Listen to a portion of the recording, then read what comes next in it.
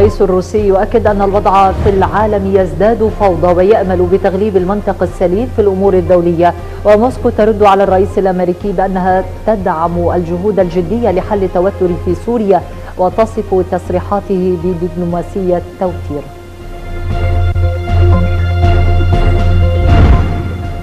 وزير الدفاع الأمريكي يؤكد جاهزية البنتاغون لشن ضربات عسكرية على سوريا. والخارجية الروسية تقترح على ترامب إنهاء سباق التسلح للتخلص من الترسانة الكيميائية الأمريكية. وخبراء حظر الأسلحة الكيميائية يصلون دوما السورية قبل نهاية الأسبوع.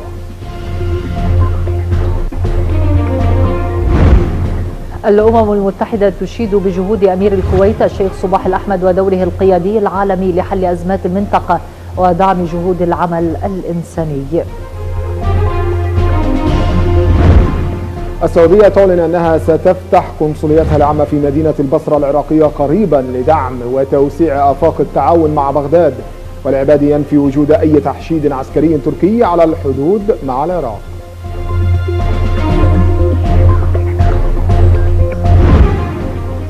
الدفاع الجوي السعودي يسقط طائرة مسيرة تابعة لجماعة أنصار الله استهدفت مطار أبها ويعترض 3 صواريخ استهدفت الرياض وجازان. والحوثيون يؤكدون أن أحد الصواريخ كان هدفه وزارة الدفاع السعودية.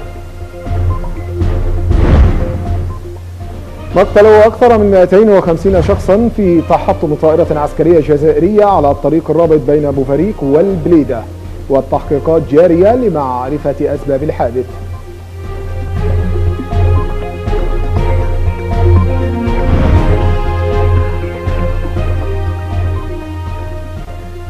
نشرة 9 من صوت العرب. أهلا بكم. أهلا بكم ونبدأ النشرة من موسكو، حيث أكد الرئيس الروسي فلاديمير بوتين اليوم أن الوضع في العالم يزداد فوضى، لكنه أعرب عن أمل موسكو في أن يغلب المنطق السليم في الأمور الدولية. وفي كلمة ألقاها في مراسم تسلمه أوراق الاعتماد من سفراء الدول الأجنبية لدى موسكو، أشار بوتين إلى أن الوضع الراهن في الشؤون الدولية يبعث القلق، غير أنه تمنى أن تعود العلاقات الدولية إلى طبيعتها، مؤكدا استعداد موسكو لبناء علاقات مع كافة الدول الأخرى على أساس القانون الدولي.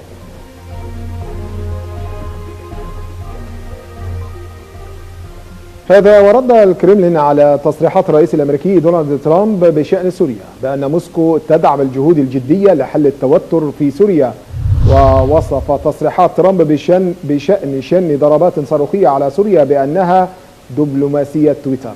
وشدد المتحدث باسم الكرملين ديمتري بيسكوف على أن موسكو كانت ولا تزال مقتنعة بأن المزاعم عن استخدام الأسلحة الكيميائية في مدينة دوما في وسط دمشق الشرقية مزيفة ولا يمكن استخدامها كذريعة لاتخاذ أي خطوات عسكرية ضد سوريا، مجددا تأييد موسكو للنهج الجدي إزاء الأزمة السورية وغيرها من القضايا الدولية.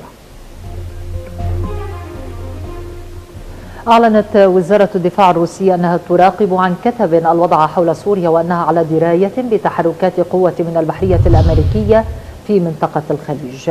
ولفت النائب الأول لرئيس إدارة العمليات المركزية في هيئة الأركان العامة للقوات المسلحة الروسية الفريق فيكتور بوزنخير إلى أنه سيكون من الأفضل لواشنطن إعادة بناء مدينة الرقة السورية المدمرة بدلا من الحديث عن الاستعداد لتنفيذ مثل تلك الضربات. ووصف بوزنخير الهجوم الكيميائي المزعوم في مدينة دوما بأنه فبركة سافرة، موضحا أن العينات التي أخذت من موقع الهجوم الكيميائي المزعوم لم تظهر أي مواد سامة، لافتا إلى أن جماعة الخوذ البيضاء هي اختلقته.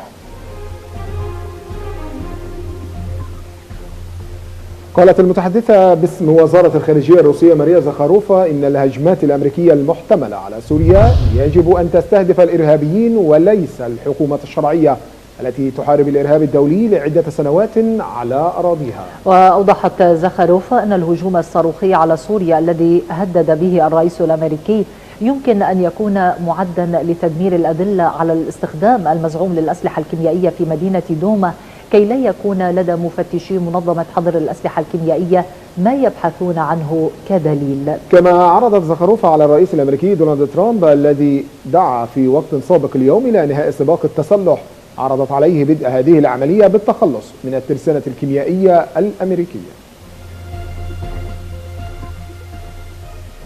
جدد وزير الدفاع الأمريكي جيمس ماتيس التأكيد أن الجيش الأمريكي مستعد لتقديم خيارات للرئيس ترامب بشأن الضربات العسكرية في سوريا. وقال الوزير الأمريكي أن الولايات المتحدة لا تزال تدرس وتقيم المعطيات بشأن الهجوم الكيميائي المفترض في مدينة دوما السورية، مجددا استعداد القوات المسلحة للتحرك في حال إعطاء الرئيس ترامب الأوامر بذلك. وكان الرئيس الأمريكي دونالد ترامب قد هدد في تغريدة له اليوم باستهداف سوريا بالصواريخ التي قال إنها جديدة وذكية.